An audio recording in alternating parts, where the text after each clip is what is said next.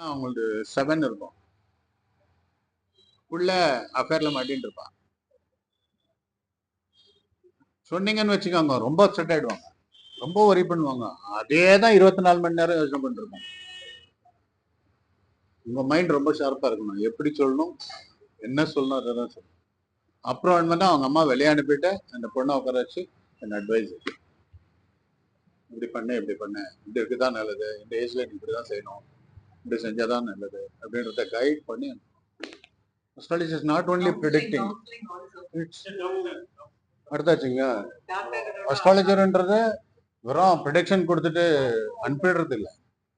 ஒருத்தர் உங்ககிட்ட வந்தாங்கன்னா அவங்க மோல்டு பண்ணி அனுப்பும் போது நெக்ஸ்ட் அவங்க லைஃப் சேஞ்ச் ஆகும். அந்த வேலையை பண்றவன் தான் அஸ்ட்ராலஜி. அப்புறம் எங்க எதை பேசணும் அதான் பேசணும். என்ன சொல்றீங்க? நல்ல அழகா நல்ல ஒரு ஃபிஷ் யாரோ பண்றாங்க. ஓகே, இவங்க ஏதோ கேள்வி கேட்கறாங்க.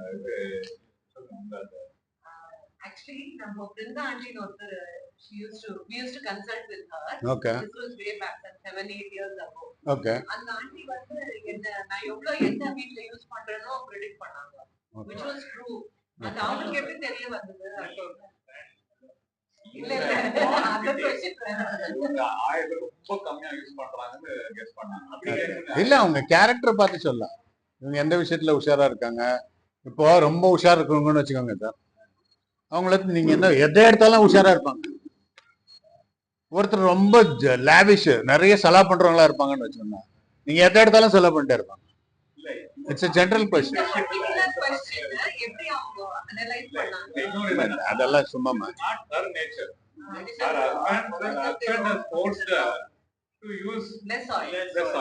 let it be.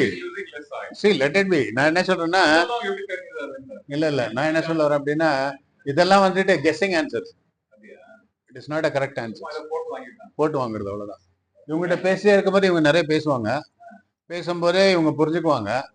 நெக்ஸ்ட் நீ இப்படிதான் பண்ணிருப்ப அப்படிதான் பண்ணிருப்பேன்னு கெஸ் பண்ணுவாங்க. அது போச்சா, நீங்க குளிச்சுட்டு டவல்ல முதுகு துடைக்கிறதுக்கு சரி அப்படின்னு சொல்லிருக்காங்க. That's right. இப்போ ஒருத்தர்கிட்ட போனீங்கன்னாக்கா உங்க ஸ்லிப்பர் லெஃப்ட் சைட்ல தான் தேயும், ஸ்லிப்பர் லெஃப்ட் சைடு தான் தேயுது உங்களுக்கு கால் நடக்கும் போது அப்படின்னு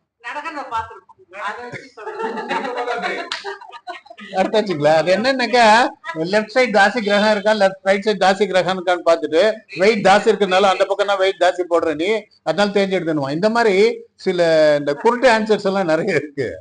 அதெல்லாம் தலையை கெடுத்துக்காதீங்க.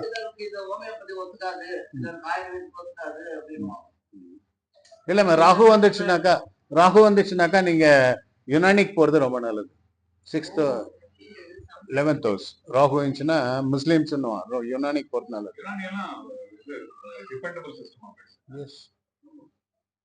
யுனானில மாஸ்டர் பண்ணும்.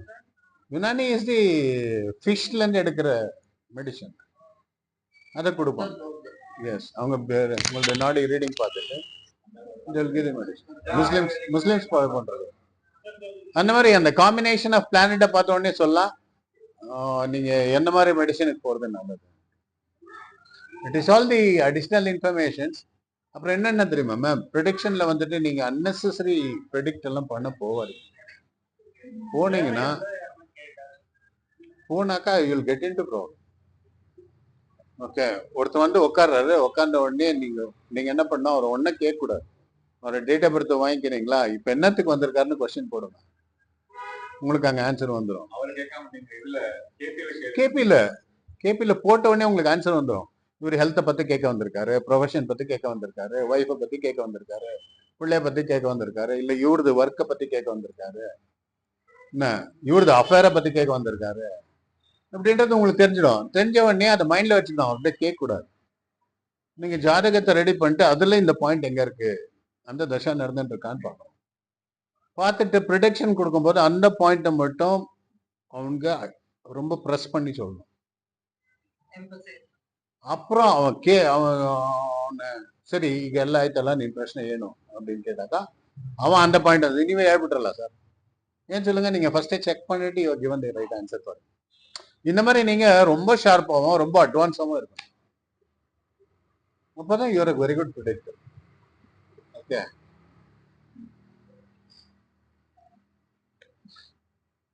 ஸோ இப்போ வந்து நீங்க ப்ராக்டிஸ் பண்ண ஆரம்பிங்க.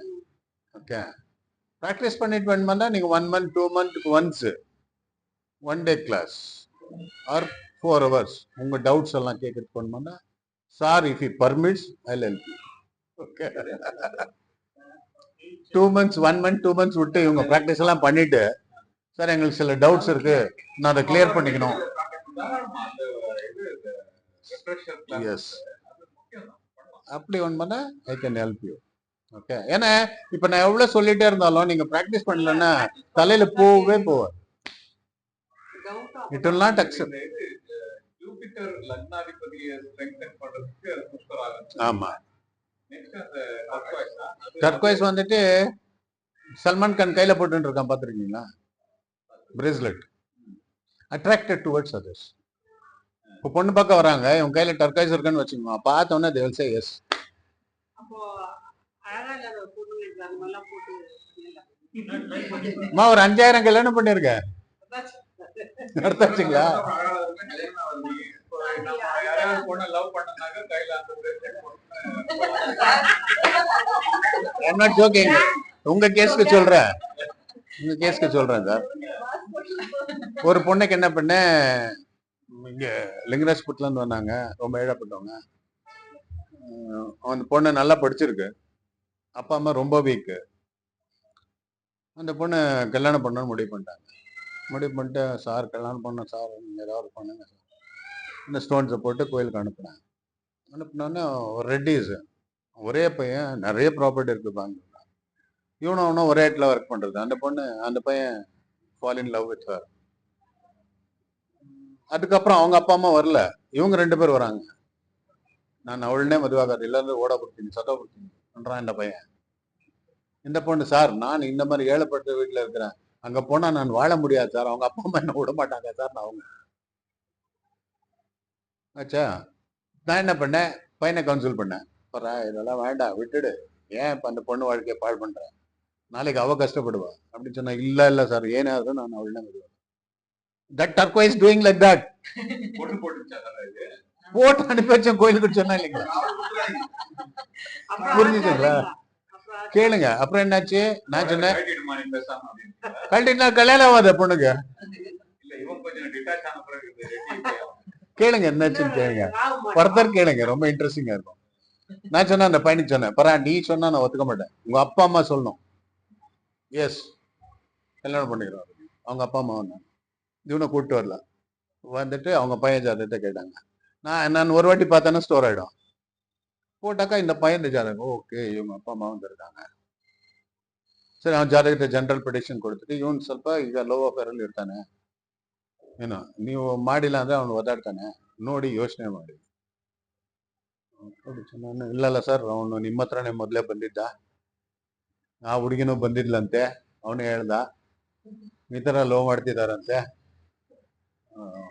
ನಾವು ಇಷ್ಟಪಡ್ತಾ ಇದೀವಿ, ಮಾಡ್ಬಿಡೋಣ, ಇಲ್ಲಾಂದ್ರೆ அவன் ஒரே பையன் ಮಾಡ್ಬಿಡೋಣ ಅಂತೀನಿ சொல்லிட்டு கல்யாணம் பண்ணிட்டாங்க. இப்ப 2 குழந்தை இருக்கு, ராயலா வாழ்றாங்க. நீங்க சொன்னீங்களா, அதுக்கு எக்ஸாம்பிள் சொல்றேன், கையில போட்ட கல்யாணம் ஆயிடுமா?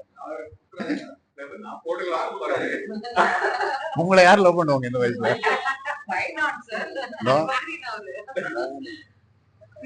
இல்லம்மா, there is a limit for marriage. There is a limit for marriage. பின்னால் வந்து அதான் நான் சொல்ல வந்தேன், அவரை பத்தி எனக்கு தெரியாதான்னுவாங்க.